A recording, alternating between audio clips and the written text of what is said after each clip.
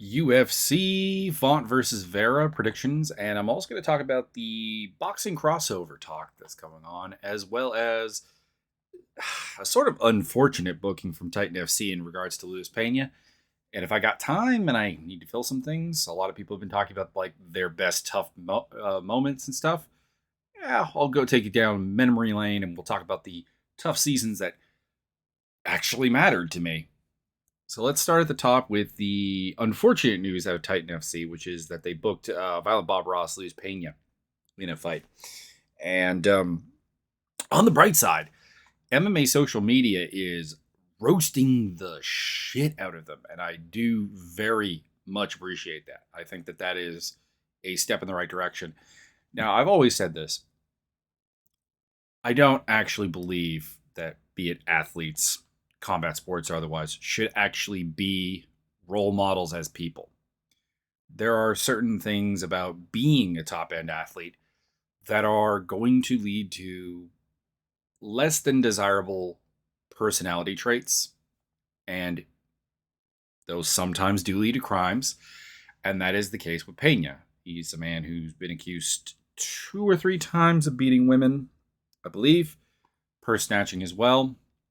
And while saying like I'll go into counseling or whatever, there doesn't seem to be a ton of actual remorse on his end.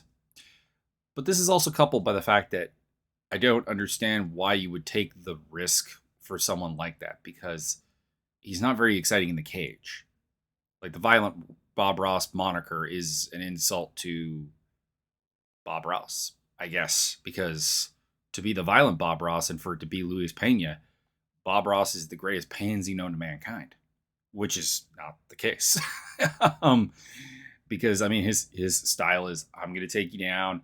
I might take the back. I'm going to control you. I'm not really going to ground and pound you. I'm not going to really try and finish you. I'm kind of Bilal Muhammad, but stronger and should be notably more better, more dangerous, I guess, at that game. And he's not. So the fact that it's, stop booking a UFC veteran who is not terribly interesting as a fighter and is a piece of shit human being, probably a good idea. So that's a good sign. And then let's talk about the boxing crossover stuff.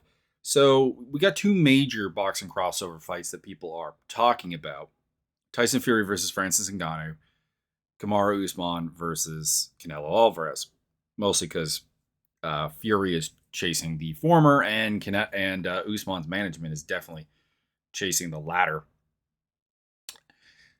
Both using using Ali Al-Aziz's clients' accounts as well as Ali's own personal account himself. And the Usman fight is not going to happen. I would wager significant money on that. And the Fury and Ngannou fight, it might happen. I'm not sure it'll be a commercial success, but it might actually happen. And I think, number one, the reason is that one fight the boxer wants, the other fight the boxer doesn't want. And there's no way to enforce Fury or Canelo to take either of these fights, because much like when Floyd Mayweather versus Conor McGregor, it happened because Floyd Mayweather was interested in the fight. He thought that, frankly, it was an easy payday for what he would have to put into it and for what he would make out of it. And at heavyweight, you're always going to, I think, inherently have more of an interest, because heavyweight is less about boxing and more about the freak show. And I think also Tyson Fury is just kind of a carny at heart. He wants the freak show, whereas for Canelo, it's about being the best boxer, frankly, and making money. I mean, there's other things there, but he's more pure about the sport, if that makes any sense. And he also has a large list of actual possible drawing fights, whereas if you look at Tyson Fury, what does he have? I mean, there's the fight with Alexander Usyk, for sure, but that's kind of really about it. Otherwise, you're looking at rematches with Anthony Joshua. You're looking at continuing rematches with Deontay Wilder, and at some point, those are going to lose some appeal. I think already probably the Wilder versus Fury fights don't really have any additional appeal. There's not really a lot of interest for another one. Did he fight Anthony Joshua? I'm forgetting that. He hasn't fought Anthony Joshua because okay, so he's got Usyk and he's got Joshua. Those would be the two options basically, and that's kind of really all that's on the table. I mean, I guess Andy Ruiz is kind of on the table, but like, there's not much there. There's not much in terms of super heavy drawing fights, and there is for Canelo. Also, I think that honestly, just looking at the fights, Canelo, what is Usman's chance of victory there? He's not going to be the better boxer. He's not necessarily a one punch knockout artist, at least in the way that Ngannou can be. And he's going to be probably physically overmatched. Whereas, well, Ngannou has no real hope of outboxing Fury over the course of a long period of time. It's heavyweight. He could catch him. So those are all the reasons why I think Fury versus Ngannou might actually happen, and Usman and Canelo won't. And also, Usman's under contract with the UFC. Francis seems actually determined to try out the idea of being a free agent.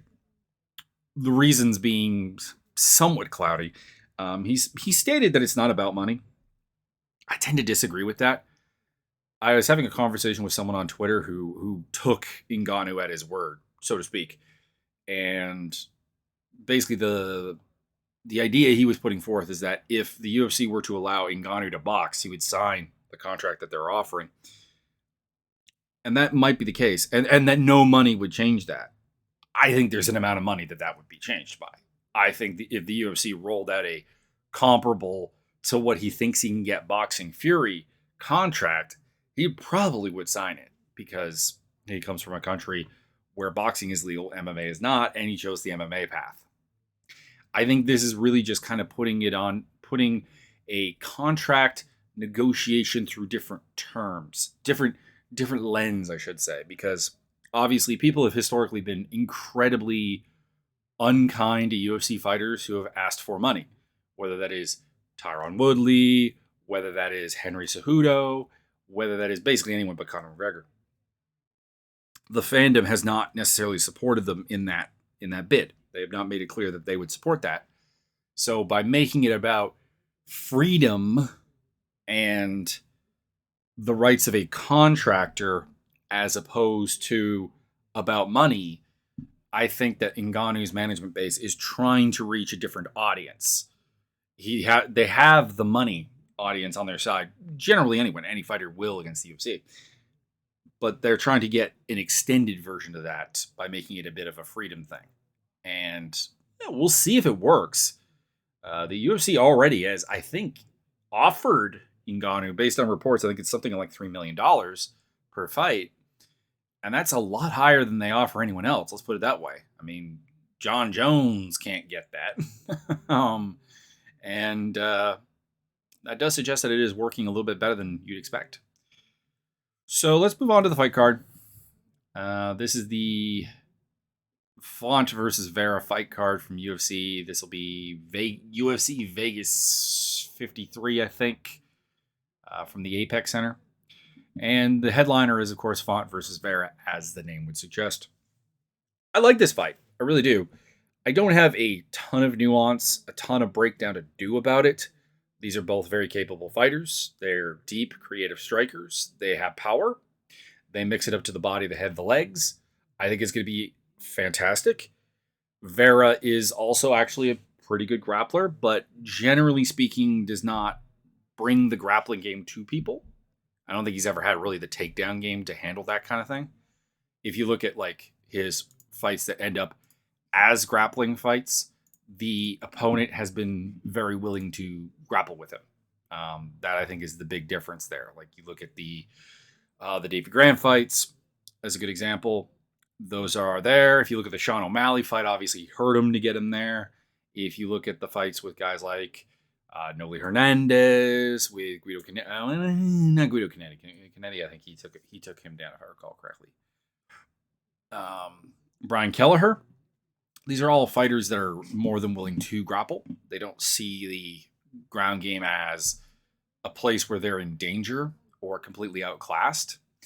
And I don't think that's going to be really an impact here because I think Font can grapple.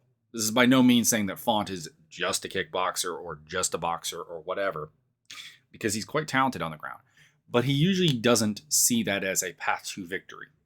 And he usually has it broken down that he wants to stand up. So I think the only way this goes to the fight goes to the ground is if Vera hurts him, knocks him down or something, or Vera starts to outstrike Font quite badly, and Font himself takes the fight to the ground. And I think that's pretty unlikely because I think Font is the better striker. Font's got a weird problem right now where, like, at the time of his recent wins, at the time, they were a big deal. Like, beating Cody Garbrandt was a big deal. Beating Marlon Moraes was a big deal. The problem is that Moraes then went and lost to Merab Dvalishvili and Yadong Song in fairly convincing fashion. And then Cody Garbrandt has become, well, Cody Garbrandt. He went out and lost to Kai Kara France in pretty solid performance, pretty no doubter notion. So the idea that, like, oh, it was just, going down to 125 against Pedro Munoz, that was the big problem, kind of went away. So, like, those are two wins that have kind of aged comparatively rather poorly. And then you got the wins over Ricky Simone and Sergio Pettis. Pettis won again, very big at the time, ended up getting caught by the UFC. And as much as I think most people do still think that Sergio Pettis is a very, very good fighter, and if you're not watching him in Bellator, you should be, there is still that fan base that's not going to really rate somebody outside of the UFC. It's I've talked about it before. It's the classic, Ryan Bader gets cut by or leaves the UFC as a top 5 fighter, but he's a bum. Or Corey Anderson was my great example from not last week, but the week before. There's that kind of effect. So there are wins that kind of age poorly, but I just think that he is a better striker. I think he has a better command of range. I think he puts combinations together better. I think he's just as creative and just as varied and just as deep as Vera, which is usually where Vera really shines. He's a guy who can lose the fundamental aspects of the striking game, but he'll just be deeper. They both fought Jose Aldo, and they both lost to him. So there's a common opponent to work with there. And that's another one that's kind of weird, is that Aldo beating Font was really kind of took the shine off of him, and he hasn't really managed to get it back. So I think Font's being faded a little bit. What are the betting odds on this fight, actually? I'm kind of intrigued now. I haven't looked at placing my bets yet. I usually wait until after the weigh-ins. Okay, he's minus 135 favorite. Chito Vera coming back at plus 115. Yeah, that makes sense. That's probably about right. I was actually kind of worried that, like, things would be fading Font a little bit too much. Although, I mean, on the bright side, that would mean a possibility of making some good money. Yeah, I've got Font. He's also a slightly longer fighter, 71.5-inch reach to 70.5-inch reach. I think that extra inch of reach, while not like on its own winning the fight, does mean that it's going to extend his ability to engage. Vera is used to being the longer, lankier fighter. He's used to having that range advantage, and he's not going to have it here. Whereas I think Font is a little bit more comfortable in like a semi reach-to-reach fight. Like a reach parity fight, I think, is not, number one, not new to him because he trains with Calvin Kattar a lot. And also he's just generally more pressure-based. Like, he'll come forward and so on. Like, he'll step inside your reach to deliver punishing shots. And, well, Vera, of course, managed to beat Sean O'Malley, who's a very tall, very rangy fighter. And by no means am I suggesting that I'm going to pick Vera in every fight or against Vera in every fight where he's shorter. But there's just not really anything on the feet that I think Vera does better. And there's also the problem, mitigated somewhat in a 5-round fight, of course, where Vera does tend to start slow. He does tend to be a guy who has to get into the fight a bit. And if Font can gain an early lead, I just don't see how he comes back from that. So yeah, I am going with Rob Font by decision. And I'm very interested in the fight. And if it goes the other way, I'm quite happy with it. Co-main event. Andrey Arlovsky versus Jake Collier. So Andrey Arlovsky is, of course, the timeless legend here, which is greatly confusing. A guy that we've written off a number of times because of age, because of knockout losses, because of theoretical chin issues. But at the same time, I don't think he actually has that bad of a chin. I never have. I've always been of the opinion that if you look at the knockout losses Arlovsky has suffered, they're largely to big hitters or to shots that would have knocked out just about anybody. Running into a counter punch from Tim Sylvia, running into a overhand right from Fedor Emelianenko. The, of course, oddness and weirdness of Vyacheslav Datsik is another example of like a knockout that is incredibly forgivable. I've always thought that his knockout problems came from it just in general being heavyweight, and sometimes a lack of confidence, sometimes a lack of technique, and a lot of lack of defensive acumen. He's been incredibly better about that lately. He's not going to be, do not term this as like Andrey Arlovsky is going to be contending for a title or anything like that. He's still very much is a put him in there with a with a deep striker or a legitimate prospect, Tom Aspinall, Jairzinho Rosenstruck, Augusto Sakai, Walt Harris, even like a Shamil Abdurrahimov, Tai Tuivasa, like he's going to lose. But you put him in there with the Felipe Lins, Tanner Bozers, Jay Shermans, Carlos Felipes, Jared Vanderraa, who are not nearly as deep. And he still kind of just drums them in like experience and technique and versatility. It's weird to think of Andrey Arlovsky as like a super versatile fighter, but like this is heavyweight. And that's why I'm picking him here. Collier is a blown up middleweight who isn't necessarily going to bring the power that has historically been a problem. He is a very deep fighter on his own, and he is actually very, very quick. Like there are certainly advantages to a middleweight fighting at heavyweight. He's going to be fast. He's going to be able to keep up a good pace. He's going to be hard to tire. These are all things that Collier's got going for him. But Arlovsky doesn't need you to get tired. He's just going to need you to, let him have kind of the fight that he wants. And that's kind of what Collier does. I will say, I was kind of interested to see this, that Collier is the same height as Arlovsky and actually has a 1.5 inch reach advantage over him. That's interesting. The odds are minus 140 for Arlovsky, plus 155 for 115, pardon me, for Collier. That's about right. I mean, Collier could definitely do some things. He's a creative striker. He's energetic. He's fast, like I said. He does have that dad energy that allows you to be a heavyweight. But Arlovsky is the legitimate heavyweight. He's fought and beat higher competition. And I think anytime you can't really crack him, that he's got a pretty good chance of handling things. And that is the case here. So moving on to Andre Fili versus Joe Anderson Brito. I don't have a ton to say about this fight, but I am really looking forward to it. It's one of those things that like watching it is going to be fascinating and exciting. And I think it'll be action packed. I think it'll be a possible fight of the night. But the dynamic of the fight is fairly simple. Brito is a super aggressive, defensively lacking striker who can grapple, who can wrestle. But even then, he's pretty crazy. He's actually kind of, trains at shoot a box, and it shows. Like, it is the old shoot a box mentality. And Andre Fili has a pretty well put together game. He's got good wrestling, team alpha male fighter. He's got, for a team alpha male fighter, amazing hands and pretty good hands in general. He's deep, good, and also very tall. Like we're talking 5'11 to 5'8 here with a 2-inch reach advantage.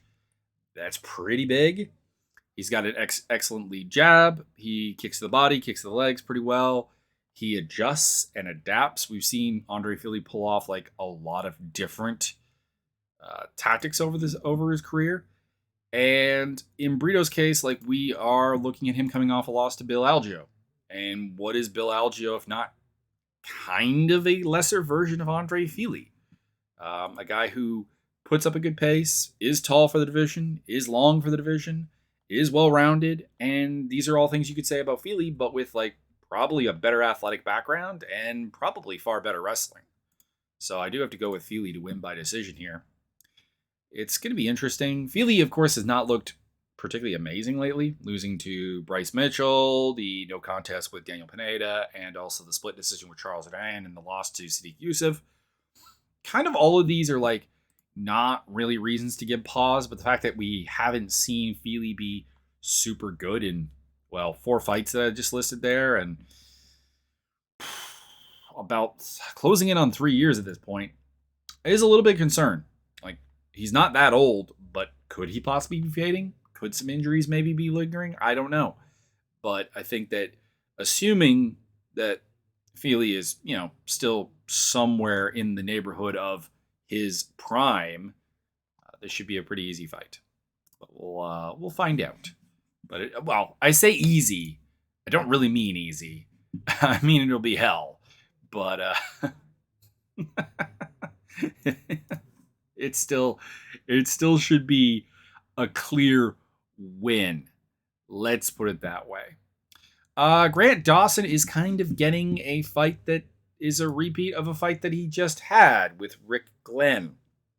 By that I mean he's fighting a guy who really makes up for a lack of technical ability in Jared Gordon with raw pace, toughness, and I want to say fearlessness, but also creativity, adaptability, the ability to send a lot of different combinations there his way.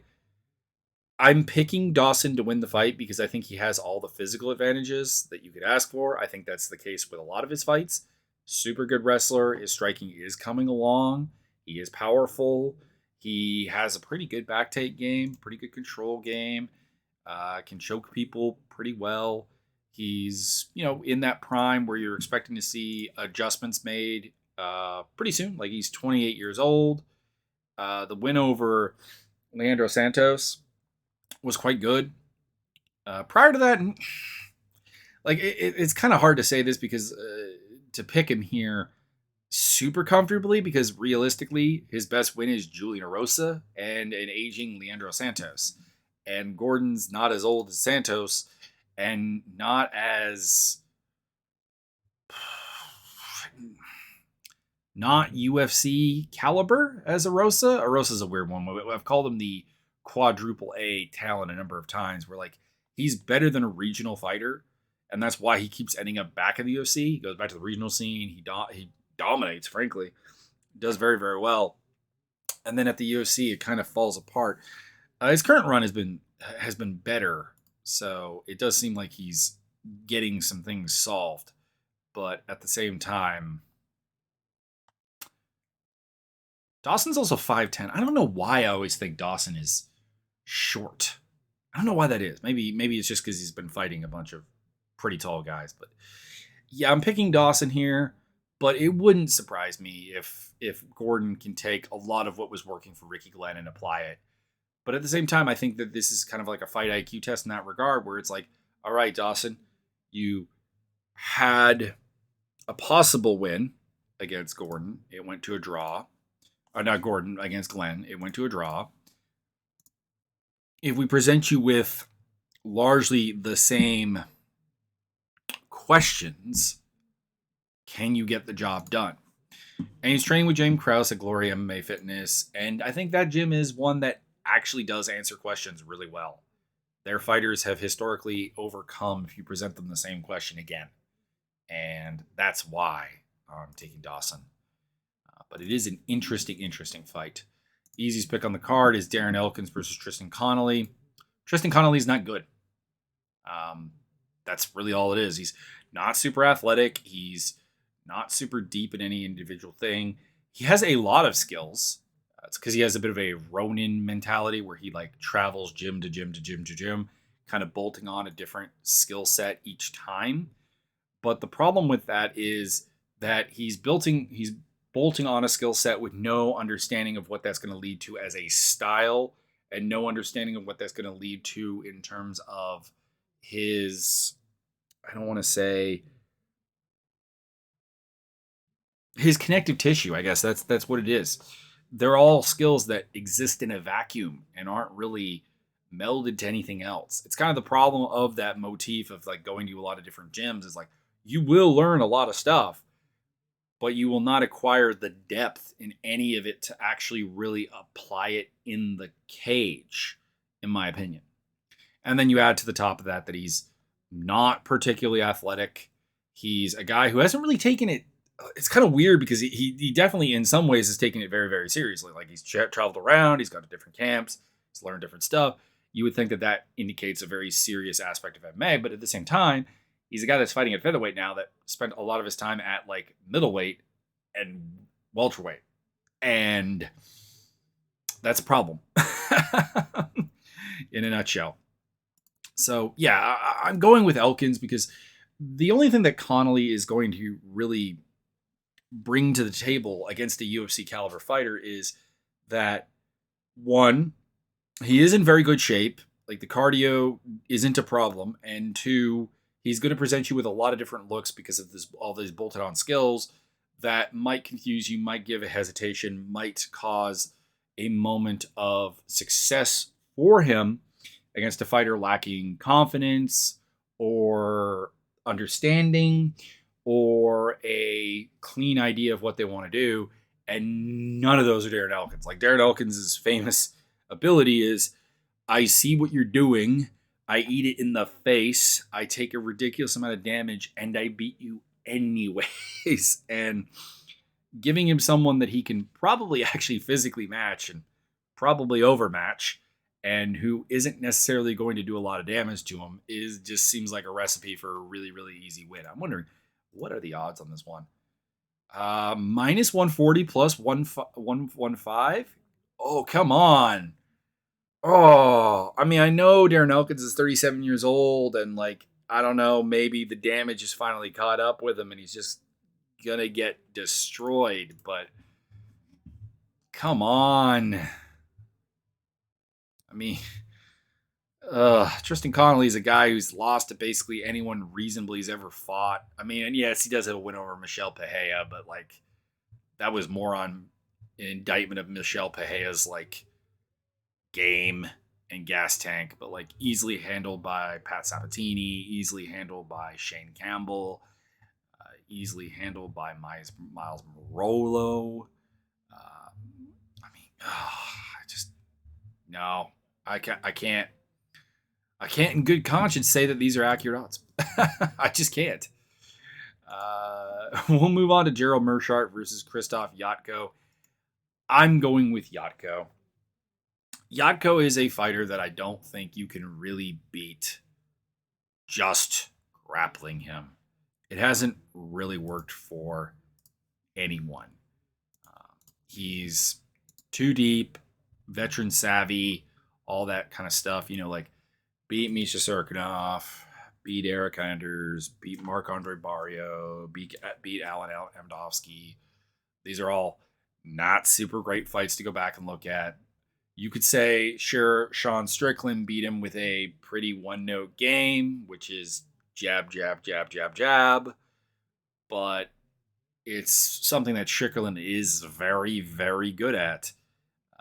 Getting knocked out by Brad Tavares, Uriah Hall, losing to David Branch. I guess the hope would be like that David Branch split decisioned him.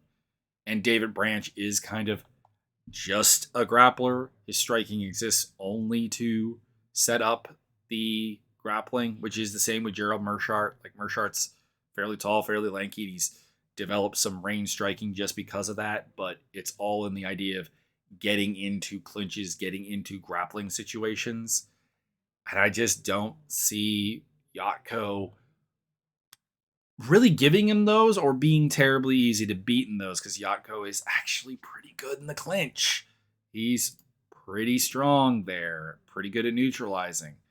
And the odds are about right. Minus 170 for Jotko, plus 145 for Meerschaert. That does seem about right. Could Meerschaert club and sub him or catch him with something super slick? Absolutely. He has that kind of grappling game. He has that kind of venom, that kind of lethality. But I don't see it happening. I think that Yatko's ability to neutralize people in the clinch, being the better striker, and being a guy who's pretty deep and a guy who you need to generally be able to either just completely out-hoss or attack on multiple levels means that he should be able to take this. But you know what? I'll actually be cheering for Meerschaert because, and this is nothing against Yatko. It's nothing against boring about, but his style is pretty played out at this point. Like he is what he's going to be. And while he does ask questions of fighters, I really prefer the questions that Gerald Meerschaert asks of fighters. So I'm way more interested in seeing Gerald Meerschaert fight than I am Yatko. Plus, he seems like a really cool dude. Every interview of Meerschaert's I've seen, I've come away liking him. So that's good. Then we have Daniel Da Silva versus Francisco Figuereto in a 125-pound match, flyweight. I just have to remind myself of who Da Silva is again. Yes. He's the one that got beat by Jeff Molina. Right. I'm picking Figuereto. To be clear, this is not the last name association, because of course he is Davidson Figueiredo's brother. It's just that he does at least have a very physically imposing game. He does have good power. He does have good strength. Yes, the technical ability is not super deep. I mean, Davidson's isn't super deep either. It's just that Davidson's an absolute freak. And I just don't think Da Silva's all that good. I think we will see Francisco Figueredo, much like Anthony Shevchenko, be someone who stays in the UFC for a long time and does lose. I mean, he lost to Malcolm Gordon, who is not really a fighter I have tremendous faith or hope in, and he's Canadian. But, you know, he did beat Jerome Rivera. This feels very similar to that fight. A guy who is energetic, but not necessarily super physical, not super deep technically. And, yeah, Figueredo should take it. But we'll see. I don't know. I haven't seen a ton of Daniel Da Silva, so that could be a pick I end up brewing. Alexander Romanov minus 1,400. I've seen him as high as minus 2,300 against Jay Sherman. I think those odds are wide. It's MMA heavyweight. I think there's a lot of weaknesses to Romanov's game. His stand-up is not particularly well put together. So there's that. And on top of that, he's not necessarily the cleanest grappler even. Like, he is super powerful. He's a fridge given life, basically. But, like, you know, like when you think about it, his fight against Juan Espino was a great example of, like, he's probably not quite as good as he's hyped up to be. Now, he's young. He'll get better, I think. He's also training, I think, still with a relatively minor camp, Lion Comrade, according to Tapology.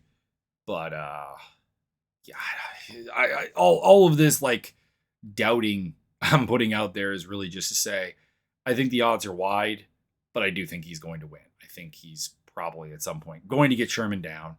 Sherman loses heart kind of easily. Chase Sherman's saga is kind of weird. I just think that he's a super mentally fragile fighter in a lot of ways. If you look at his fights, when things go wrong, they tend to spiral out of absolute control on him. And when the opponent, even when it's not super dangerous, like the Andrey Arlovsky fight is a good example of this, where it's like he just feels like he doesn't have answers. He doesn't have the ability to like be creative problem solving wise and try to improve upon what's happening in the fight. Like, he just doesn't have the answers. It's a low fight IQ, not super mentally tough kind of fighter. And yeah, Romanov probably is going to choke him out at some point. Johann Lienes versus Gabe Greene. It's an interesting fight because, I mean, in Johann, you have a guy who hasn't lost.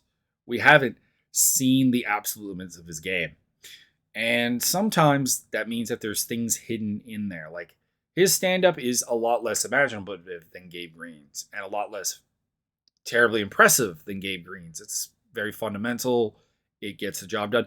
But that's the thing is, it has gotten the job done. So is there more to him that we just haven't seen because he hasn't needed it? Because let's face it, the best fighter he's fought is like Evan Cutts, who I like, but is a fighter that really relies on hard work and kind of like new age John Fitchness to win fights.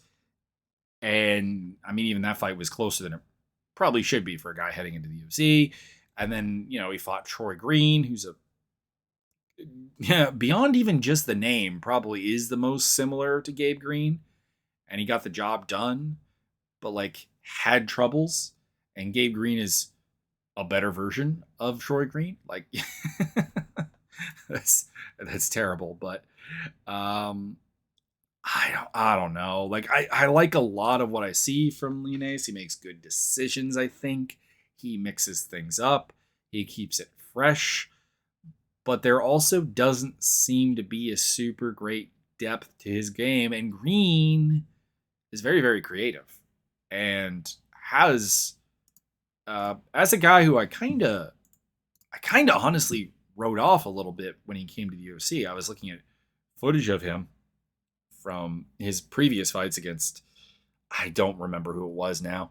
I honestly don't. But I looked at a guy who's, lost really quickly to Jalen Turner in his only high profile fight, and then came in and lost to Daniel Rodriguez, but really looked good in it, and then he beat Philip Rowe. So for a guy who I kind of wrote off at the start, he's over-delivered and overperformed. And I'm taking him here.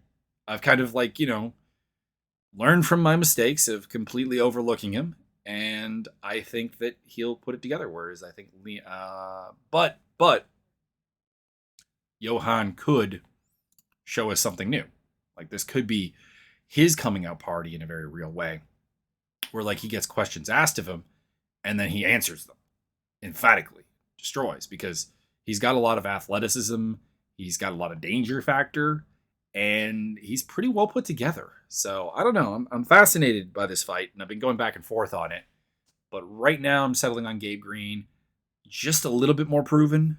Like, a close fight with Daniel Rodriguez is a good sign, because we just saw what Preston Parsons, who Rodriguez kind of trucked, can do. Like, Daniel Rodriguez is very, very good. And if you gave him problems, it's probably a really good sign. And then, of course, Philip Rowe is on all kinds of interesting physical questions, and he answered them well and got the win there. And the betting odds are pretty close, so I feel like, that kind of lines up with my thoughts here. Natan Levy versus Mike Breeden. I was pretty underwhelmed by Natan Levy. I still am, if I'm being honest, with his performance on the Dana White Contenders Series and then his loss to Rafa Garcia. It's mellowed a bit after watching Rafa Garcia go out there and get a win against Jesse Ronson, a fighter that is definitely limited, but like is a reasonably good fighter. Like, it kind of like established Garcia as something fairly reasonable, even if it's like, mid-card action fighter. But it's a higher opinion than I had of him before that when he beat Levy. And as a result, I'm probably going to take him here because I don't really have any faith whatsoever in Mike Breeden. He's not specifically bad anywhere. He can wrestle, he can grapple, he can strike. And that's kind of the basics for a UFC caliber thing. He's a reasonable athlete. But I guess to break it down specifically, I was watching a fight earlier of Mike Breeden's, because I watched a couple of his fights to get ready for this. And there were two fights in particular. One is his fight with Ken Beverly at FAC 5, where he won the fight in the second round. Really did take over in the second round. But in the first round, there was all kinds of problems stopping Beverly's striking. And Beverly is not striking, wrestling. But Beverly is like super unphysical. Like, very uncoordinated, very clumsy. His stand-up style is god-awful. And Breeden was having a hard time just dealing with him coming forward and putting pressure on. And then if you look at his Contender Series fight against Anthony Romero, it's kind of a lot of the same things. Romero is actually a pretty reasonable athlete, and a pretty interesting prospect who I would like to see in the UFC at some point, whereas Beverly is like regional filler. But it did show that like his inability to respond to pressure when properly applied, wrestling mixed with striking seems to be a big problem for him, and Levy will do that. And it's not even that Breeden lost his UFC debut against Alexander Hernandez, because Hernandez is a monster. I have serious questions about like Hernandez's depth of game and his ability, if he has a ceiling. But in terms of like raw physicality and power and so on, it's amazing. He's supremely strong. And as a result, it's not so much about that. It's just really digging deeper into him. I'm just very unimpressed with Breeden. I'm not super impressed with Levy either, but I do think Levy will get the job done here. I think he can mix striking and grappling together. I think he can get the takedowns. I think he really needs to work on a finishing game on the ground, either like emping up the ground and pound or finding some submission games that he doesn't seem to have great flow for. But it should be enough here against Mike Breeden. Wondering what the odds here. Oh, okay. The odds are way more big on Levy than I am. There, he's at minus 225, and Breeden at plus 180. Might be worth a bet. Gina Mazzani versus Shayna Young. It's a weird fight because hey, that's the first time I've said that today. It's a weird fight because by all means, I think Shayna Young is the better fighter with longer UFC aspirations. She's stronger, more explosive, more physical, faster than Mazzani. The problem, though, is that she is going to give Mazzani the exact fight that Mazzani wants. The only fight that Mazzani is honestly capable of doing, because on the Contender Series against Sarah Alpar, she knew exactly what Sarah Alpar wanted to do and still went into it and still tried to clinch wrestle her and tried to hustle her on the ground. And she was winning until getting submitted. But Mazzani is a better version of Alpar, like by far. Alpar is tremendously unphysically capable. And Mazzani, while not being super explosive or super powerful, is pretty strong. Like she was a 135er for a long time, as was Young.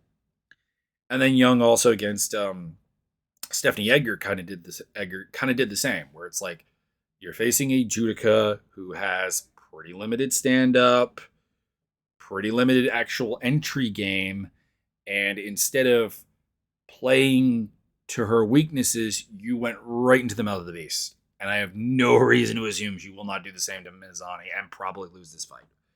And it doesn't seem like I'm alone in that, because Mazzani is actually the favorite. Interesting, because Young has actually not lost a professional fight that she's had a full camp for at 125, because she lost at 125 on the Contender Series to Sarah Alpar. Oh wait, that was bantamweight. Okay, even that was bantamweight, and then lost to Miranda Maverick in a 1-round fight where she got rear naked choked in the Invicta Phoenix Series. So that's like that's like 2 fights in one night. That's not enough time to prepare. That's not terribly probative. And Miranda Maverick is a freak, so there's that on top of it. But I do have to go with Mazzani, even though I think I do like, and that'd be 3 straight losses in a row for Young, and she might get cut, and she'll have like a record of 7-5, 7-6, I think. What will it be? 7-5. So it's a big deal if she loses, despite the fact that I think she does actually have a lot of building blocks of a good fighter. I just think that she needs to get to a gym that isn't Knoxville Martial Arts, home of Oven St. Preux, king of not developing your game beyond a certain point, despite having all the physical ability to do so. So if Shanna Young happens to listen to this podcast or watch the YouTube video by some random chance after this fight, if she does lose, please consider a new camp. So there's that. And then the opener fight, Tatsuya Tairo versus Carlos Candelario. I like Candelario. I do. I don't know how he lost to Victor Altamirano on the Contender Series because I've watched that fight and I just can't really explain how Altamirano won. And then on top of that, there is the fact that Altamirano got a UFC contract off of that, which kind of just goes into this whole Dana White. I don't understand what the Dana White Contender Series is looking for most of the time. They've said no to a number of fighters that I thought gave good performances and were ready for the UFC. And originally I thought it was like, okay, he just wants exciting fighters, not necessarily looking for quality. He's just looking for that excitement factor. But then they started giving contracts to pretty boring performers off of that as well. So I have no remote idea of what the criteria for getting a contract on Dana White Contender Series honestly is. And then, of course, Candelario, who lost that fight, and I don't think has had another one since then. Am I right on that? I am right. That was his last fight. He's here on contract despite losing. So that's all kinds of weird Dana White Contender Series stuff. I do not know Tatsuya Tairo very well. He's the Japanese MMA scene is something I don't pay attention to terribly closely for a couple of reasons. Number one is the ease in which just finding the fights exists. And the other thing is that the Japanese MMA scene, for some reason, has always been very insular with its styles. In the sense that they can do everything, like grappling exists, striking exists, wrestling exists, etc. in most of their fighters that at least have success. But it's entirely isolated. Like, even if you look at MMA legends from Japan, like Takanori Gomi, Tetsuya Kawajiri, Yushin Okami, like these are all guys who have achieved a lot in the MMA world and are very, very good. And they can box, they can wrestle, etc. But they don't do any of it together. Nothing really flows. There are a couple of exceptions. And I would say that Kazushi Sakuraba, as well as blanking on the name right now, Maha Sakurai, are the two kind of like random exceptions here that actually could blend things together. And if anyone ever is trained in Japan, please, I would love to hear theories about why this is. I really would, because it's the only MMA regional scene that is kind of defined in this way. Like, there are scenes that are obviously defined by their weaknesses. You know, the old joke about British wrestling, which is, you know, over time stopped being terribly correct. And, you know, jokes about Brazil still actually having a pretty weak wrestling scene. But Japan is kind of interesting in the sense that it's not that anything is lacking. It's not that any skill set isn't there. It's just connective tissue is constantly lacking. So it means that I kind of find it frustrating to watch like Shudo and deep shows and stuff. As a result, I don't know a lot about Tairo, and the problem is looking up some fights to prepare for this is that outside of Yoshiro Maeda, who's 40, he hasn't fought anyone that I really have a great feel for. Now, that being said, I am tempted to pick him here because Candelaro has some significant defensive weaknesses. His defensive striking is not very good. His defensive wrestling is not very good. He can be caught against the cage. He does give up his back. He is very good at surviving. He is very good at scrambling. He is very good at a lot of things, actually. Like, Like, in all seriousness, it's not like he's instant tappings on the ground or whatever. He's a good defender, but he ends up in bad spots pretty frequently. And Tairo seems to have a pretty good back take game. So I am very, very tempted to take Tairo, but at the same time, I'm like, have I really seen enough? Do I really know enough about him for a fact to actually go with that pick and be bold? And I'm kind of comforted by the fact that it looks like I'm not alone in this thought, because he is actually one of the bigger favorites on this card, which I am comforted by that read, but I am also horrified by that read, because there is really no reason he should be. There really isn't a reason why he should be one of the biggest favorites on this card. But I am going to pick him. But I am going to put a bet on Candelaro, because I found big underdog odds for him, and that's wrong.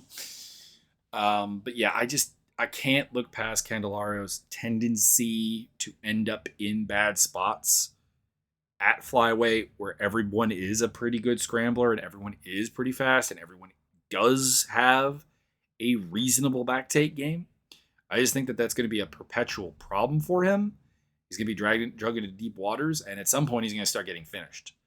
Don't know if this is the day. I'm going to pick it by decision, but it's an interesting fight. It'll be a good scrap. I mean, it's flyweight. Flyweight is always awesome. I don't know why people don't look forward to flyweight fights a lot more, but it could also be a bit frustrating to watch these two guys who just are kind of, in Candelaro's case, fundamentally flawed, and in Tairo's case, I suspect fundamentally flawed. So that is the card. So we'll just finish up with like a little bit of tough talk, because obviously Ultimate Fighter is back. And so, one, I will say this. I have no idea why the Ultimate Fighter ever comes back at this point. They have Dana White Contender Series to get cheap fighters, and it's probably cheaper for them to go about it that way. It's probably honestly better as well. The TUF has not produced a tremendous amount in a long time, outside of times when they have done like a new weight class, like the first ever featherweight title, the first ever strawweight title. Like, these are reasonably deep seasons that have a lot of good fighters on them. So there's things like that are actually pretty good, but there hasn't been much in a long time. Like, if you look back at the early seasons, you would produce like 8 to 10 long-term UFC fighters, because the pickings of just getting quality fighters actually was fairly high. I mean, season 3, Michael Bisping's on that season. That's a blue chip prospect. Looking at like season 5, the BJ Penn versus Jens Pulver season is a great example of, like, again, Cole Miller, blue chip prospect, Joe Lozon, Matt Wyman, Gray Maynard, Manny Gambirium, Nate Diaz. These are all like connected, really talented fighters. And even, like, it's going to sound weird in hindsight because he was terrible in the season, but you even have a guy like Gabe Rudiger, who actually had fought in the UFC and was like a pretty legitimate prospect fighter. So you would have all of that, and then you would have like a freak like Corey Hill or something like as well. So like things were really good.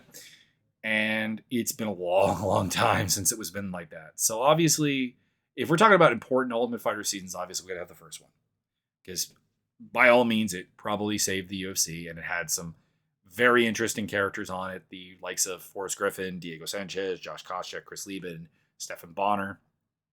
These are all guys who really, really, really did form the foundation for comeback season, or for the comeback of the UFC, so to speak. And obviously, I mean, like, Griffin became a champion. Koscheck and Sanchez fought for belts. So did Kenny Florian. It's not my favorite season, because I actually really not a big fan of like anyone I talked about there. Like with Sanchez, I'm never big on religious fighters. Not that they're religious. I'm never big on the thank you, Jesus, everything powerful through the power of Christ, blah, blah, blah, at the end of the fights, because I've always thought this whole thing, like, even from a religious standpoint, how is that just not insulting?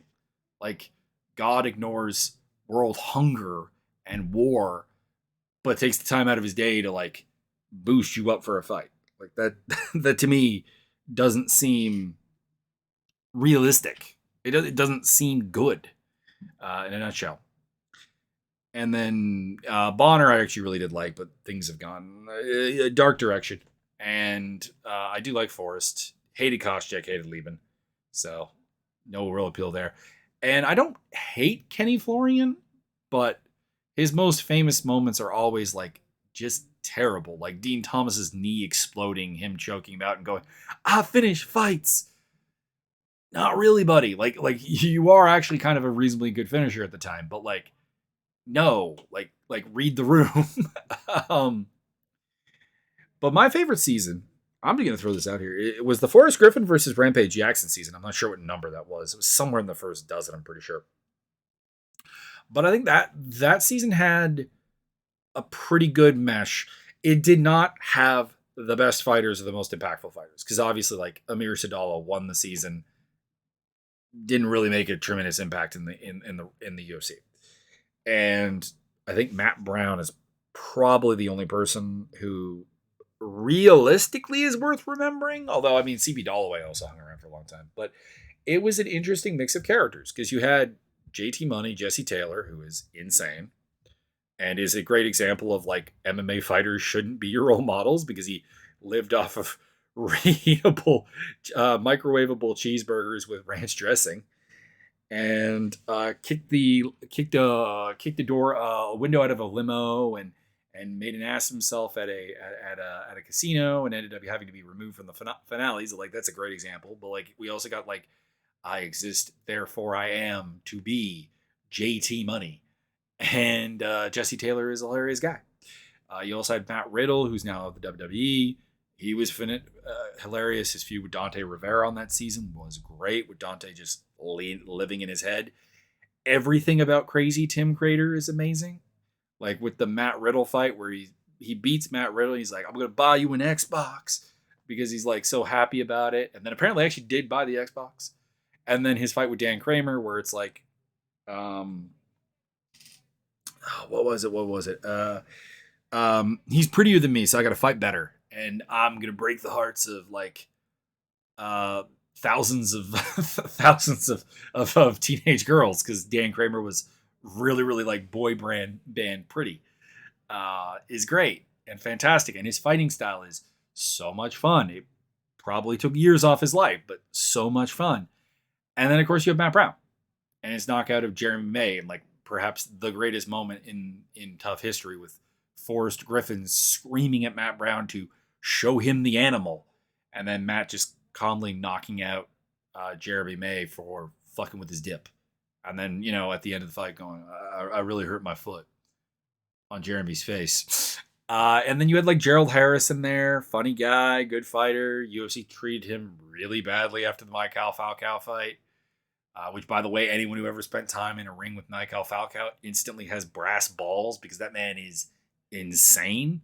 Like it's him and Huzamar Palhares are like the two probably most dangerous fighters to be in the cage with, not because they will beat you and not because of what they will do to you legally, just because I firmly believe they have no control over themselves. Although Dean Barry, after last week, deserves honorable mention on that category. And then beyond that, and then like you think that would be it, but then there's like the Mirzadala run to the title, which is really fun. There's JT Money and Tim Crater like giving each other tips when they're about to fight each other about like how to be better fighters and like being super good teammates.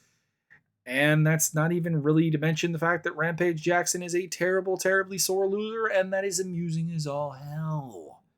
So yeah, that's probably blows it away as my favorite TUF season. Like if you've not seen that season of TUF, it's the one that and season 1 are like the two seasons where I'm like, you should probably actually go give it a look. Season 4, the comeback, it's an honorable mention.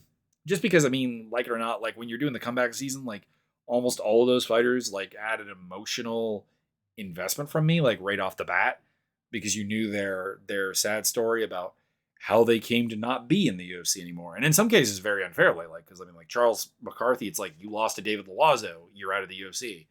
Or Scott Smith, you lost really in bizarre circumstances to Dave Terrell, and you're not in the UFC anymore. And Pete Sell, who I also didn't really understand why he wasn't in the UFC because he had beaten Phil Baroni and then he lost to Nate Quarry, mostly because referee Cecil Peoples, one of the absolute favorite people in the world. By the way, I'm going to add a little thing about judging right at the end of this. Blew the fight.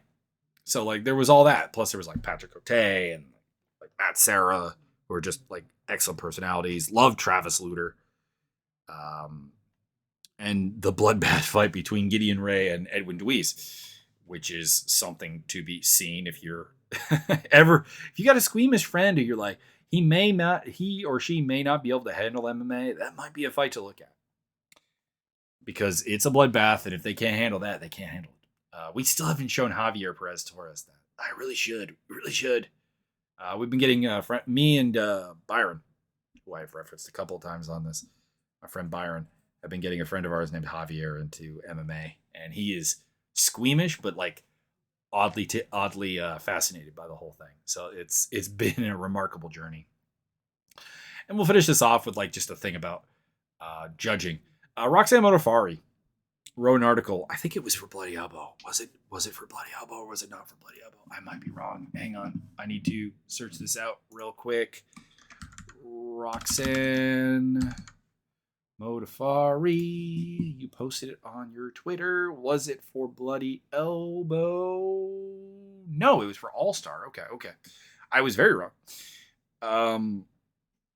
Talking about like MMA judging is a good article. Check it out. But like one of the things that people were quick to jump on her and like kind of dismiss the entire article about was like, you didn't get your factual right. They're not UFC judges. They're the Athletic Commission.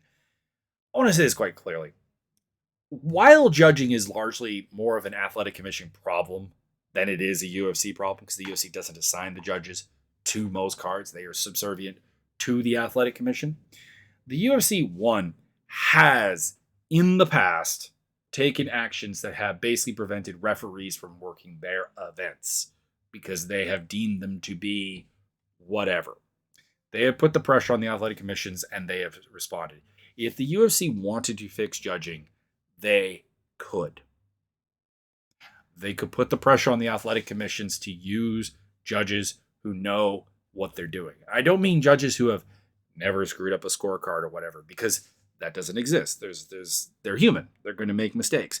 But there are judges that, far from a mistake being the exception, it is the rule. They're almost always wrong. Chris Lee is my new punching bag for this, but Derek Cleary, Jeff Mullen, Cecil Peoples, Adelaide Bird, these are all people that, Abe Bellardo, Douglas Crosby, these are all, Marcos Rosales, these are all people that have been maligned by the UFC itself, by fans, by fighters for not knowing how to score. There doesn't seem to really be a dispute on that, yet they are, in many cases, still judging. We had Jeff Mullen judge one not that long ago. Douglas Crosby, Derek Cleary, Chris Lee, these are all regulars.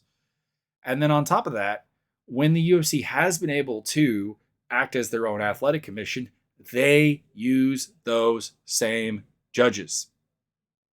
The best example I can have is the Michael Bisping, Matt Hamill, which, to be clear, I think some people have overhyped as like a travesty of justice. Like there have been people who have claimed that to be the biggest robbery in UFC history. Not even close. There's been far worse. But like that's a perfect example where the two judges that got it wrong were Cecil Peoples and Jeff Mullen. Two judges that Dana himself, the UFC, fans, fighters, had all complained about.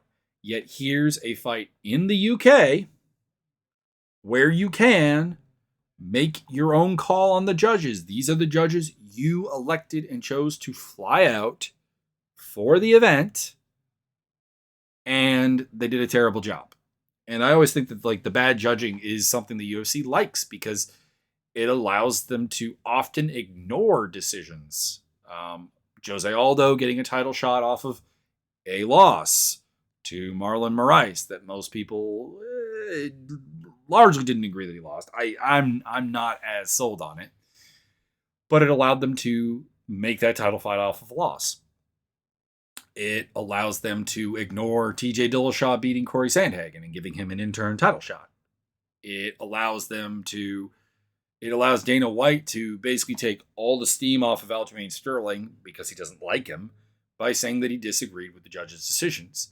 And of course, it allows him to say, don't leave it up to the judges. You got to go for a finish. You can't trust the judges. We like it that way. So the UFC doesn't fix the problem, doesn't seem to have any plans to, and actually will use the air quote bug as a feature in their promotion model.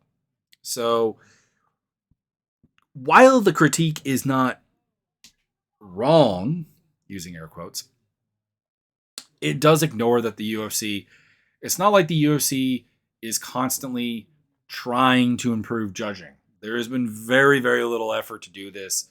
They're the biggest promotion in MMA. They have the power to do it. They have the power of influence. They have the power of booking. They can make it happen. They have changed other things when it has suited them. So don't get me wrong, blame the athletic commissions because they need that blame as well. The ridiculous lack of actual accountability of athletic commissions is insane. But at the same time, it's also on the UFC. So, anyways, that's my sort of defense of Roxy and also my scathing of the UFC.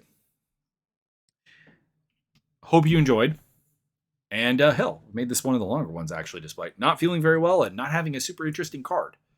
Not sure whether you consider that a good thing or not. Anyways, see you next time. Enjoy the fights. And there's also PFL this week, but honestly, the fights are happening. I think it literally has started as I'm recording this, so there's not really much point in me breaking those down. We'll see what happens. It might be interesting, and I don't know. I have a hard time watching PFL. There's just a history of not rightness about that promotion dating back to the World Series of Fighting days. Anyways, have a good day.